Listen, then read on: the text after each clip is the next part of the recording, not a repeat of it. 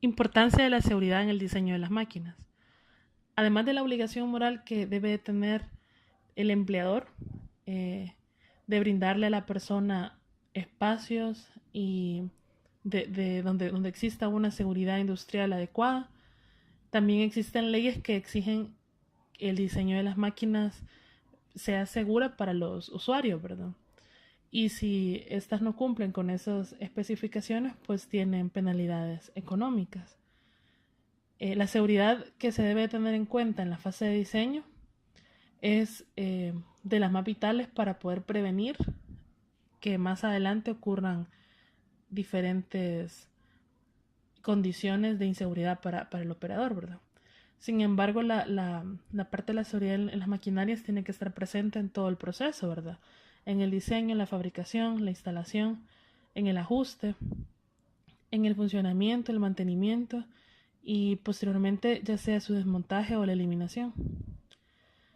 Ciertas, algunas políticas sobre la seguridad de las máquinas y principios generales del diseño como la evaluación del riesgo y la reducción de ese ayudan a que sirvan a la prevención de accidentes y enfermedades laborales que afecten a la persona, ¿verdad? El trabajador. Algunos de los riesgos asociados a las máquinas pueden evitarse en el momento del diseño. En algunas ocasiones pueden implementarse ideas como de automatización para las diferentes maquinarias que se están realizando. Por ejemplo, pueden haber sensores de proximidad o un separador de desechos o incorporarle a la máquina automáticamente la carga o descarga de algún tipo de material, ¿verdad?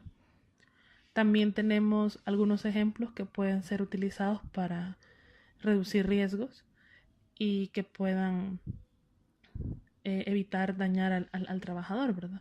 Por ejemplo, el uso de algún disolvente inflamable para la limpieza de la maquinaria puede ser sugerida en el manual de mantenimiento que puede ser modificada, es decir, que puede ser sustituible por otra que sea menos contaminante y que a la vez alargue la vida útil de la maquinaria. También al sustituir algún tipo de poleas que puedan poner en riesgo la, la amputación o sea, es decir, la seguridad del trabajador, ¿verdad? O del operador, ya sea que no tenga guardas, entonces incorporarlas, ¿verdad? También donde existan bordes afilados o esquinas o protuberancias de la maquinaria, pueden a nivel de diseño ser removidas o pueden ser adecuadas de otra manera. También darle recomendaciones, ¿verdad? En el manual de cómo deben de ser los mantenimientos adecuados para la maquinaria. Incorporar también algún tipo de protección para que el operador o el usuario mantenga una distancia mínima de contacto con la máquina. Y también puedan reducirse algún tipo de presiones o de velocidades con los que cuente la maquinaria. Incluso en algunas ocasiones máquinas que funcionan con energía eléctrica o alto voltaje pueden reducirse, ya que esto es un peligro para la persona.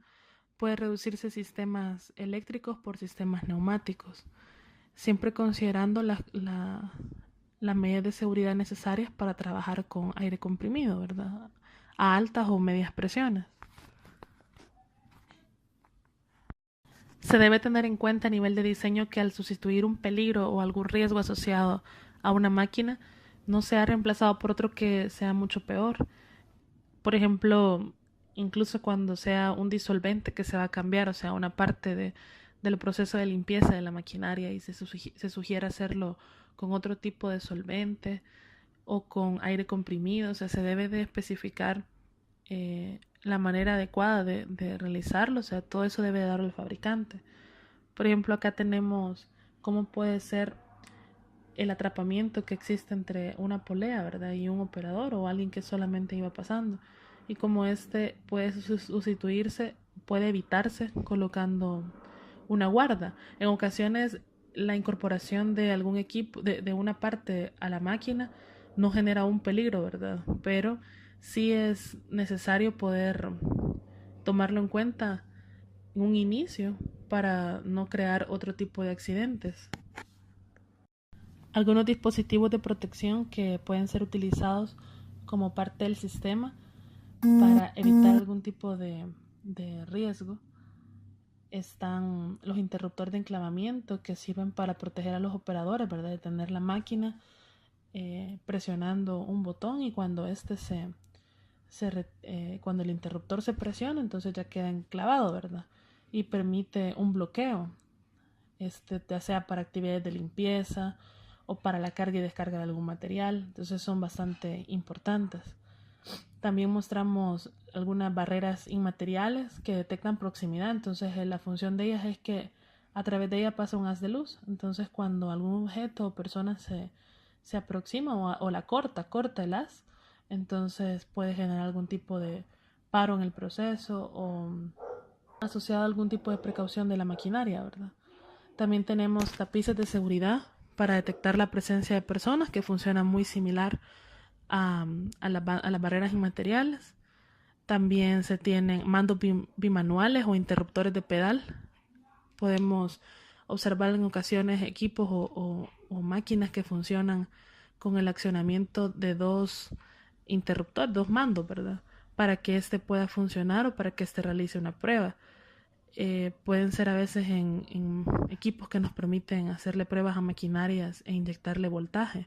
Entonces, para que toda la máquina esté segura que no va a tener interacción con una persona, entonces se ponen este tipo de protecciones, ¿verdad? Para que la persona que está realizando la prueba también esté sujeta a estar en una área alejada de donde se está realizando la prueba, ¿verdad? También existen mandos de validación que permiten el acceso para condiciones específicas de riesgo. Este, También existen medidas protectoras complementarias como una parada de emergencia, que el botón de parada de emergencia pues nos permite que la máquina pueda salir de línea bajo condiciones específicas, ¿verdad? Que generan un riesgo o que se consideran como un riesgo. Entonces sí son bastante considerables e importantes.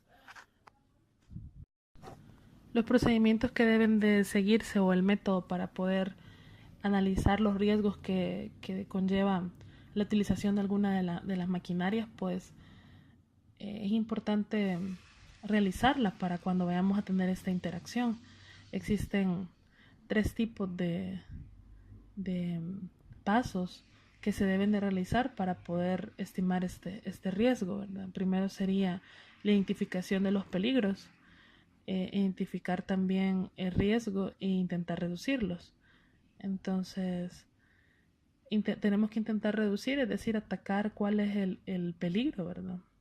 Entender si este tiene implicaciones con todas las personas que están interactuando, operadores o personas que transitan cerca de la zona, e intentar reducirlo, ¿verdad?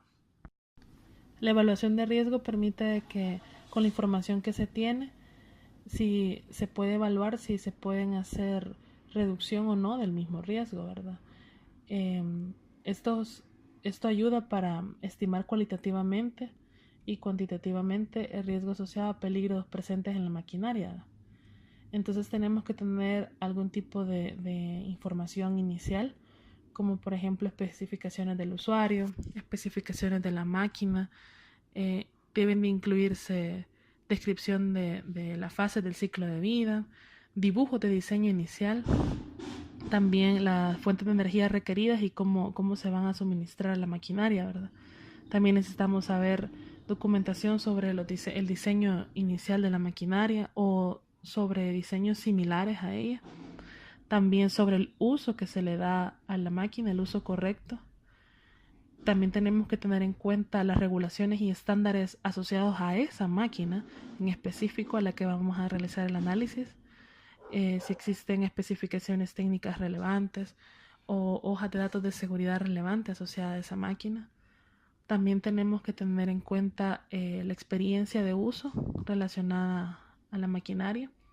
Si se tienen algún tipo de base de datos donde podemos acceder y conocer si han existido accidentes o incidentes o un historial asociado al mal funcionamiento de la máquina, la historia de daño a la salud que pueda esta máquina contener asociada a agentes físicos, ¿verdad? Como ruido, vibraciones, polvos, y también la experiencia de los usuarios que han interactuado con ella o con máquinas similares que puedan ayudarnos a tener información y poder hacer un análisis real.